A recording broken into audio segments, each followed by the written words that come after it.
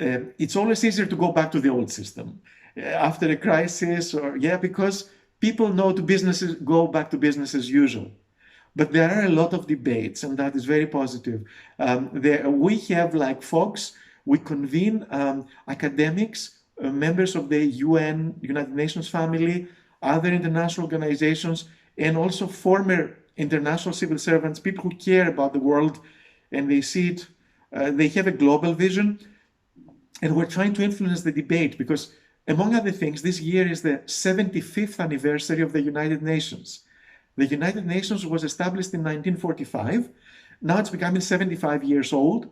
As I say, it is in the danger group to die because of the virus. Because above, 70, you are in bigger danger. Hopefully it won't die, but it will get to be 100 and get a new sense of purpose out of this. So we're trying to influence the debate and have the 75th anniversary, not like something, congratulations, the UN survived, but see how international cooperation can be renewed, get a new meaning, and really work with this vision of a new world.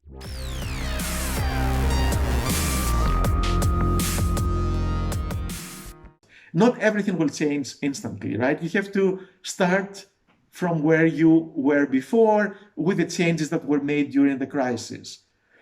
But you have to also think that, if you start bringing these changes in the economy and you start paying people every month to survive, think how you can continue it, or at what level you can continue it. So you can introduce the global, as we said, guaranteed income, the minimum guaranteed income for each country. So when the airlines ask you for money, give them all those conditions. And the tickets will become a bit more expensive. Sorry, they should be, because the airlines don't pay now taxes on their fuel for some strange reasons since the 40s or whatever. And they should be paying, and we should know the real cost of things. And the cost is not only money, it's cost to the environment, it's cost to people's livelihoods or well-being. So we have to start taking those things more into consideration. So we won't get the perfect world, but we can get a better world. And if we start thinking that way, over a couple of decades, perhaps we'll be closer to a more ideal world. And the ideal changes. People's needs change. I mean, we can also think of going to Mars. For me, I always like science fiction. I think it can be done. Why not go there? See how it is. I mean, that's a joint project, but do it as humanity. Explore outer space.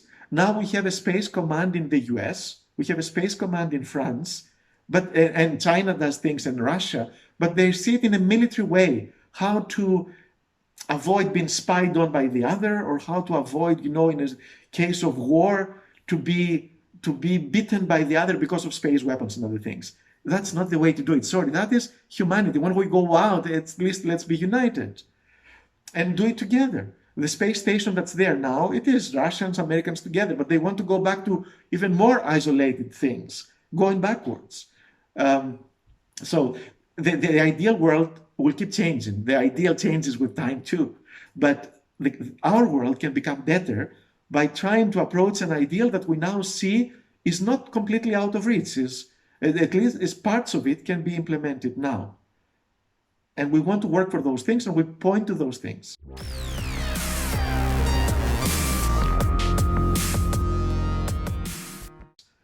But we need the help also of economists, of everybody in there, journalists.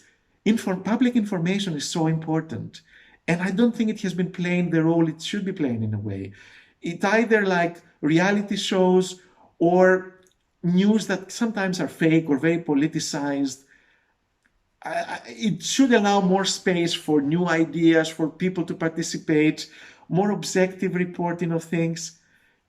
Can we do that? I also then appeal to people in this sector to play their role, their part in it.